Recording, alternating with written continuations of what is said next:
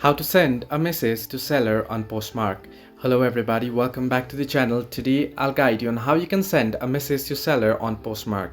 Now if you open up Poshmark app, you'll get an interface as in like this. Now you won't be able to directly contact a Poshmark seller privately. Now what you'll have to do is first you'll have to have made the purchase.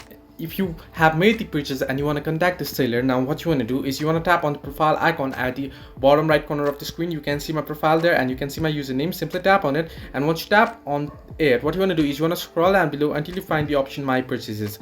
Now here you can see my purchases option there above the my payment methods option. Simply tap on my purchases option and your purchases should show up here. Now what you want to do is you want to select the item that you want to contact the seller of. Now in my case I have not bought anything here, but if you have had any purchases you'll find it right here.